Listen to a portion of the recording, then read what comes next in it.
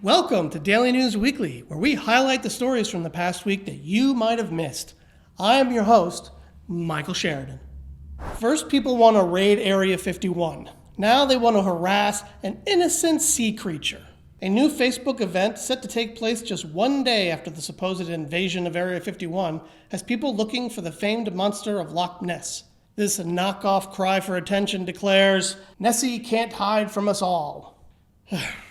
Now clearly, just like the Area 51 thing, it's all meant as good fun and just a joke, and they're not actually trying to get people to do this. But part of it feels like a cheap direct-to-DVD knockoff of Storm Area 51. Plus, since the Area 51 events seem to attract as many as 1 million people, the Loch Ness one has only gotten about 25,000 people who say they're going to take part in it. So we here at the Daily News decided, why don't we get in on this game? I mean, these things are going viral. Why can't we do something that'll go viral? So we did it. Get ready for Storm Bigfoot. He can't escape us all. Now, according to our event, which is completely and totally serious, we're encouraging everybody to gather at 437 Manning Drive in Seattle. And from there, we're going to go into the wilderness of the Northwest, where Bigfoot has famously been spotted, and we will track down that elusive creature and prove once and for all that he does, in fact, exist. Meet Dale Schroeder. The 86-year-old Iowa carpenter lived a simple life, drove a rusty Chevy truck, and regularly attended church. He died in 2005. He had no wife or children, but his story didn't end there. What even his closest friends didn't know was that during his life, Dale had actually amassed quite a bit of a fortune, nearly $3 million. When he died, he wanted his money to go towards something positive, to help people. And that's exactly what it did. It actually paid the tuition for 33 people to go to college, something Dale never got a chance to do. Now, many of those 33 people have gone on to graduate college. Some have become doctors, some have become therapists and teachers, and they've become known as Dale's kids. They recently gathered in Iowa to help honor Dale for what he had done for them. Now, the money they were given to pay off their tuitions was totally free. They weren't obligated to do anything else, except one thing: pay it forward. Do something good for someone else. So hopefully they'll do that. And Dale, I don't know where you are, but you, sir, are the hero of the week.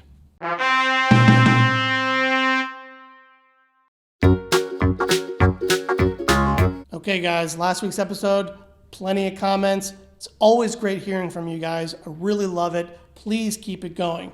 First up, last week we talked about the longhorned Asian ticks that are potentially dangerous and sucking all the blood out of animals. And Shadow Raven Raz on YouTube wrote, "Thanks for the nightmares about ticks. Appreciate that." You're welcome. Also last week we talked about the supposed raid on Area 51. A lot of comments about that.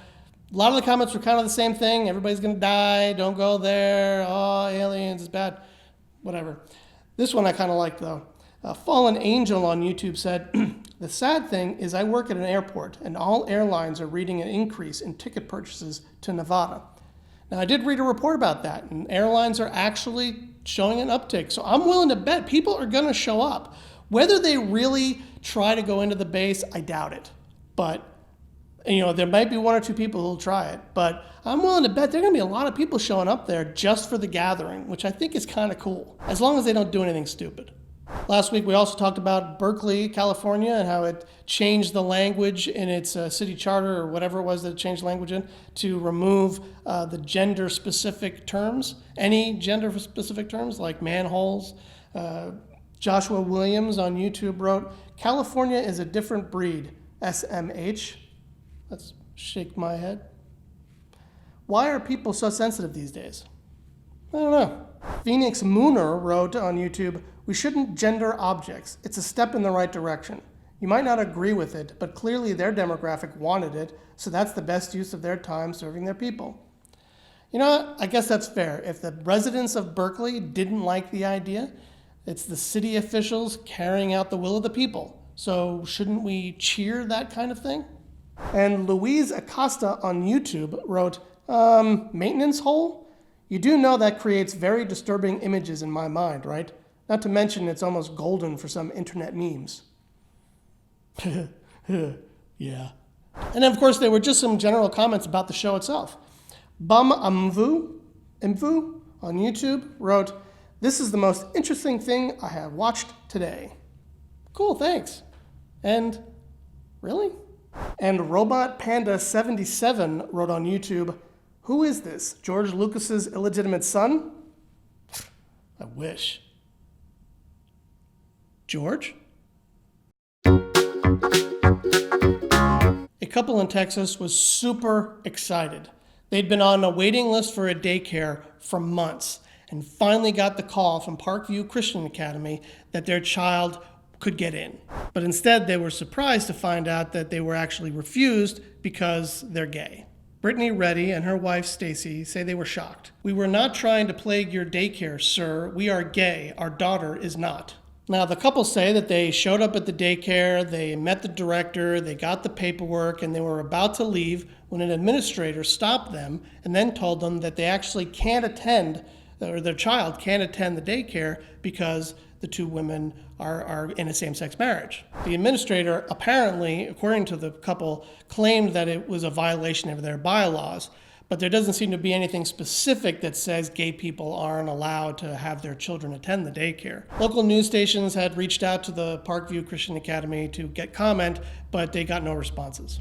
Now, I don't know that anybody should be really all that shocked that a Christian daycare refused a gay couple in Texas. I don't really think that's all that surprising. But what do you think? Should a daycare be allowed to refuse a family or a child who based solely on the sexual orientation of the parents? As the Reddys point out, it's an interesting selection, right? Because getting divorced is a sin. Having a child out of wedlock is a sin. So are parents in those circumstances being refused by this Christian daycare or any Christian daycare?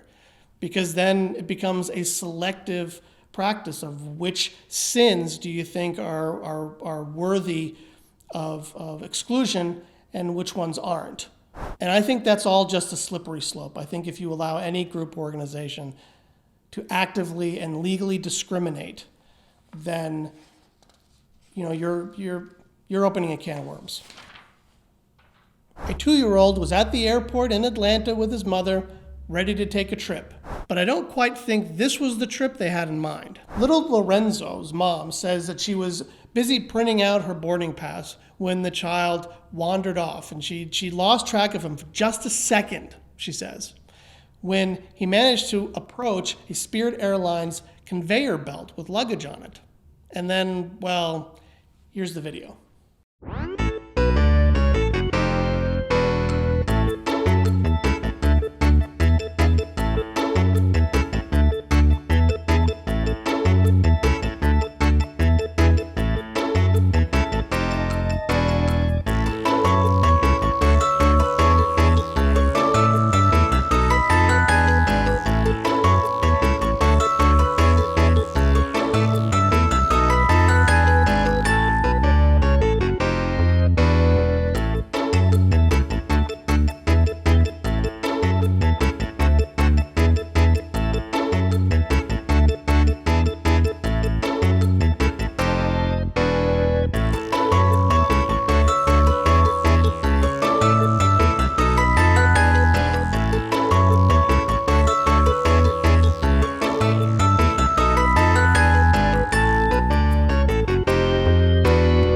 Lorenzo unfortunately did suffer a fractured right hand as a result of his ride on the conveyor belt.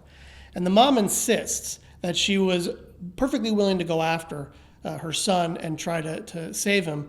But I suppose she was stopped by the airport employees because her climbing into the conveyor belt likely would have made the situation worse. As for Spirit Airlines, they hope the child is okay and recovers, and they're looking into the incident to make sure that there weren't any protocols that were violated. Never gonna hit that camera. All right, everybody, that's it. That's the end of an episode, and if you enjoyed it, please hit that like button down below. Please share it with your friends, your family, on Facebook, on Twitter. If there's a way for you to put it on the Snapchat, do it on the Snapchat. If there's a way for you to do it on the Instagram, do it on the Instagram. We appreciate it because we love you guys you viewers, you the fans. I'll call you fans, what the heck. We love you guys, and I really love that you guys are sharing these episodes lately, and you've been commenting so much. It's been terrific. With all that being said, I should say, for the first time in the run of the show, you're taking a break. I'm going to be on vacation next week, so there will not be an episode next week. I know. I'm sorry, but there won't be an episode next week. But I promise you, the week after that, we will be back, rested, and we will give you a show that you won't believe.